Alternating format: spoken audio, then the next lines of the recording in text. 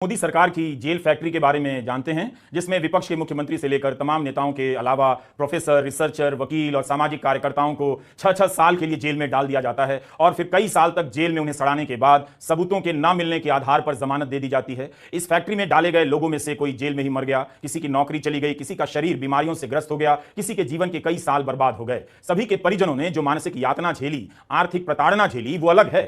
जब भी इस जेल फैक्ट्री में किसी को डाला जाता है, गोदी मीडिया के एंकर लगाकर इन्हें जनता की अदालत में अपराधी साबित कर दिया जाता है। आपसे बार बार कहा जाता है कि अदालत पर भरोसा कीजिए, निर्दोष हैं तो जांच एजेंसियों का सामना कीजिए, लेकिन अब कई मामलों में यह साबित हो चुका है कि बात भरोसा करने की नहीं है, बात है उसकी नीयत की, जो सरकार के आलोचक लोगों को गंभीर से गंभीर धाराओं में कई साल के लिए जेल में बंद कर देते हैं। इन तस्वीरों को आपने हमारे कार्यक्रमों में कई बार देखा होगा। भीमा कोरेगांव केस प्रधानमंत्री की हत्या की साजिश के नाम पर इतनी जिंदगियों को तबाह करने वाला केस बन गया है। इस केस के बारे में कैसे जाना जाए और कैसे बताया जाए। जिस तरह से जीएन साई बाबा के बाद शोमा सेन को 6 साल तक जेल में रहने के बाद अब जाकर जमानत मिली है, उससे तो यही लगता है कि केस पलट देना चाहिए और जांच एजेंसियों पर ही इन लोगों की जिंदगी तबाह करने का मुकदमा चला देना चाहिए। मगर कोर्ट ने आज तक किसी भी अधिकारी के खिलाफ इस मामले में कार्रवाई के आदेश नहीं दिए, इसलिए जमानत देते वक्त अदालत की सख्त टिप्पणियों का इन जांच एजेंसियों पर कोई असर ही नहीं पड़ता है। उनके लिए अदालत की फटकार सुनना रूटीन का काम हो गया है। भीमा कोरेगांव कोई मामूली मामला नहीं। इस केस में बंद 80 साल के स्टैन स्वामी जेल में ही मर गए।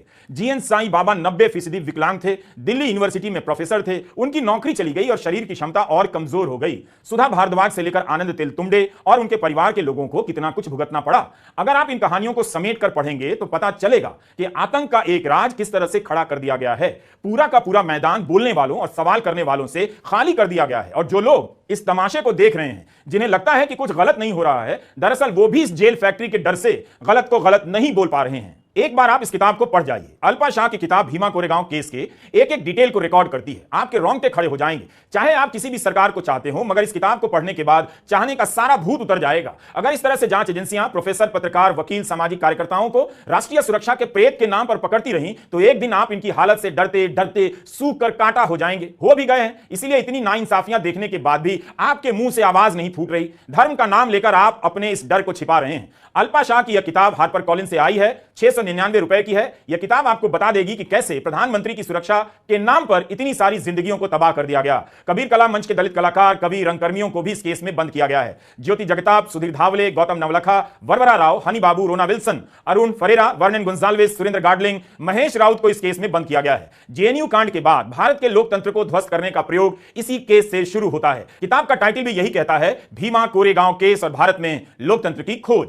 सुप्रीम कोर्ट ने भीमा कोरेगांव केस में 6 साल से जेल में बंद नागपुर यूनिवर्सिटी की अंग्रेजी विभाग की प्रोफेसर शोमा सेन को जमानत देते हुए जो कहा है, उससे एक बार फिर यह पूरा केस केंद्र की साजिश की तरह ही सामने घूमने लगता है। एक दिन जब सरकार को जेल भेजने वाले लोग नहीं मिलेंगे, तो वह अपने समर्थकों और चुप रहने वाले लोगों को उठाकर जेल भेजेगी, ताकि बाकी बचे लोग इसी तरह थर थर कांपते रहें और चुप हो जाएं। यह सच भी है, आज विपक्ष से ज्यादा समर्थक ही जेल के नाम से डर गए हैं।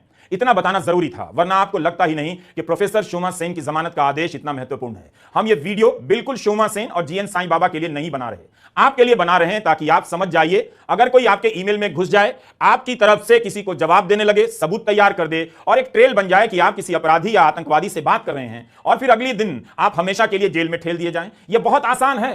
तब तो आपके हाथ में कंठी माला सुनकर धरी की धरी रह जाएगी, आप भी दबोचकर जेल में डाल दिए जाएंगे। इसीलिए हम ये वीडियो बना रहे हैं। दिल्ली के आईटीओ के पास हरकिशन सिंह सुरजीत भवन है। यहां पर भी भीमा कोरेगांव केस की तरह न्यूज क्लिक केस में 6 महीने से जेल में बंद प्रबीर पुरकायस के लिए आवाज उठाई जा रही है। उनके प्रति समर्थन जताने के लिए नसीरुद्दीन शाह, पी साईनाथ, रत्ना पाठक शाह, डॉक्टर रघुनंदन, हर्ष मंदर, प्रोफेसर प्रभात पटनायक, एन राम, मल्लिका साराभाई, सीताराम येचुरी, गोपाल राय, वृंदा करात और प्रोफेसर सुचेता डे यहां मौजूद हैं। ये वही लोग हैं जो हमेशा दूसरों के नागरिक अधिकारों की रक्षा में जुटते रहे हैं। भीमा कोरेगांव केस में जब एक एक कर प्रोफेसर, वकील, सामाजिक कार्यकर्ता धरे जा रहे थे, तब प्रोफेसर रोमिला थापर, लेखिका अरुंधति रॉय, प्रोफेसर रामचंद्र गुहा, प्रताप भानु मेहता, आनंद पटवर्धन जैसे लोग सुप्रीम कोर्ट गए। गोदी मीडिया के लिए इन लोगों का जमा होना भले कोई खबर नहीं, लेकिन उस गोदी मीडिया के लिए तो आप जनता भी खबर नहीं है। कोई कवर नहीं करेगा तो इसका मतलब नहीं कि लोग आवाज नहीं उठाएंगे। न्यूज क्लिक एक अच्छी खासी न्यूज संस्था थी, लेकिन कथित रूप से चीन से फंडिंग लेने के आरोप में छापा पड़ा और यह संस्था तबाह कर दी गई। इसके संस्थापक प्रबीर पुरकायस अक्टूबर महीने से जेल में हैं। इस केस का पैटर्न भी दिल्ली शराब घोटाले से मिलता जुलता है। इसमें भी एक करीबी को सरकारी गवाह बना लिया गया। प्रबीर पुरकायस वो शख्स हैं जिन्होंने आपातकाल का विरोध किया, उस समय भी जेल गए। The question arises, if a person media के एंकर आपको लेक्चर दें जिस तरह से संजय सिंह के केस में दे रहे थे कि अदालत पर भरोसा कीजिए, जांच एजेंसियां जो कह रही हैं वही सही हैं, आप जज नहीं हैं, उन सबको याद रखना चाहिए कि संजय सिंह के केस में 6 महीने तक जेल में रखने के बाद भी कोई मनी ट्रेल नहीं मिला। किसने संजय को दिया, संजय ने पैसा किससे लिया, इसका कोई सबूत नहीं होता तो जिस मामले में 2 साल से जांच चल रही है ईडी सबूत पेश कर देती। ठीक यही होता लग रहा है 6 साल से जेल में बंद प्रोफेसर शोमा सेन के केस में। 6 साल तक इस बेहतरीन प्रोफेसर को जेल में बंद रखा गया।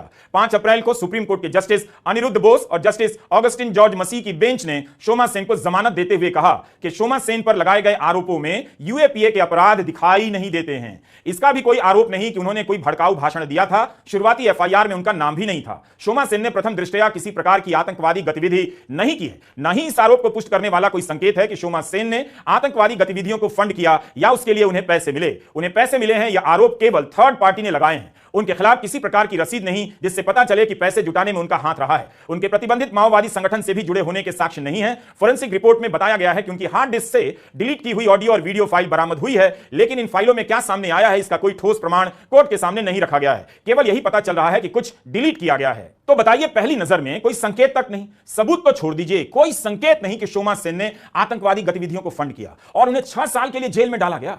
सुप्रीम कोर्ट ने फैसले में लिखा है कि शोमा सेन करीब 6 साल से जेल में हैं। वे 66 वर्ष की आयु पार कर चुकी हैं और अभी तक आरोप तय नहीं हुए हैं। आदेश में लिखा है कि अदालत मानती है कि किसी भी प्रकार की आतंकी कार्रवाई करने का कोई प्रयास हुआ है। पहली नजर में इसके संकेत नहीं मिलते हैं। अदालत ने यह भी पाया है कि सेन पर आतंक विरोधी धाराएं लगाई गई हैं तो दिखना चाहिए कि एकता, अखंडता, सुरक्षा, आर्थिक सुरक्षा या भारत की संप्रभुता को खतरा पहुंचाने का मकसद रहा हो या पहुंचाया गया हो। यही नहीं, ऐसी कार्रवाई के पीछे आतंकी स्ट्राइक का इरादा रहा हो, लोगों में आतंक फैलाने की संभावना रही हो। लेकिन एनआईए ने जो भी सबूत रिकॉर्ड पर लाए हैं उसे देखने के बाद कोर्ट इन आरोपों को मानने से इनकार करती है।